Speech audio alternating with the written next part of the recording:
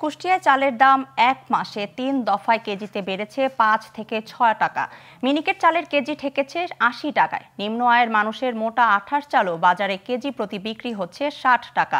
আর খুচরা বিক্রেতাদের অভিযোগ, চালের বাজারে এমন অস্থিরতার জন্য দায়ী কুষ্টিয়ার ৫ মিল মালিক। তাদের কারসাজিতেই অস্থির সারা দেশের চালের বাজার। নিয়ম নীতির তোয়াক্কা না করে এই মিল মালিকরা খেয়াল খুশি মতো বাড়াচ্ছে দাম, লুটছেন অস্বাভাবিক মুনাফা। কুষ্টিয়া থেকে সনি আজিমের তথ্যচিত্রে ডেস্ক রিপোর্ট।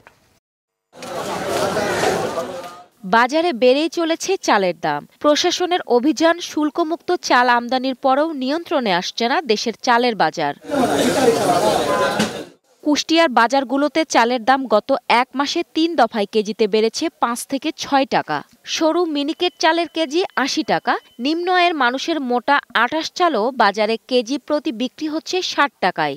চাউলের দাম দিন দিন পর্যায়ক্রমে বেড়েই চলেছে, যা আমাদের ক্রয় ক্ষমতার বাইরে চলে যাচ্ছে। চালের দাম কমলে পরে আমাদের পক্ষে একটু সুবিধা হয়, কারণ চাল কিনতে যেভাবে আইছে সেভাবে আমরা কিনতে পারছি না। বাজার নিয়ন্ত্রণ আসে, সাধারণ জনগণ খাতে পারে, বেচা কিনে আল্লাহরা যাদের ঠিক মতন বেচতে পারে, ওদেরও পোষায়, খাওয়া আল্লাহরও পোষায়। খুচরা বিক্রেতাদের অভিযোগ, চালের বাজারে এমন অস্থিরতার জন্য দায়ী দেশের অন্যতম চালের মোকাম কুষ্টিয়ার খাজানগরের Golden Auto Rice Mill, Jahanara Auto Rice Mill, Jafar Food Product, Desh Agro ও আহাত অ্যাগ্রো ফুড। তাদের হাতেই নিয়ন্ত্রণ হচ্ছে দেশের চালের বাজার। নিয়ম নীতির তোয়াক্কা না করেই এই মিল মালিকরা খেয়াল খুশি মতো বাড়াচ্ছে দাম, লুটে নিচ্ছে অস্বাভাবিক মুনাফা।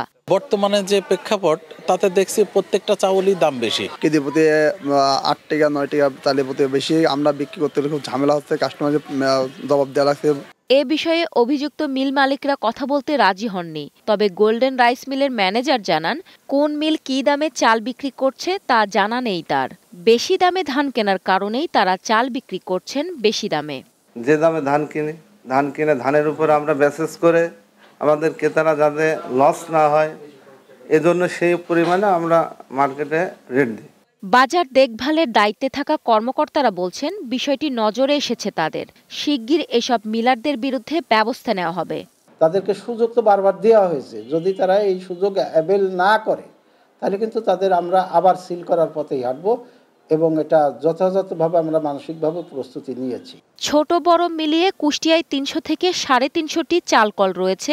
এর মধ্যে দেশে চালের বাজারের অস্থিরতা তৈরির জন্য দায়ী মিল মালিকদের বিরুদ্ধে দ্রুত ব্যবস্থা নেওয়ার দাবি সাধারণ ভোক্তাদের। Global television news desk.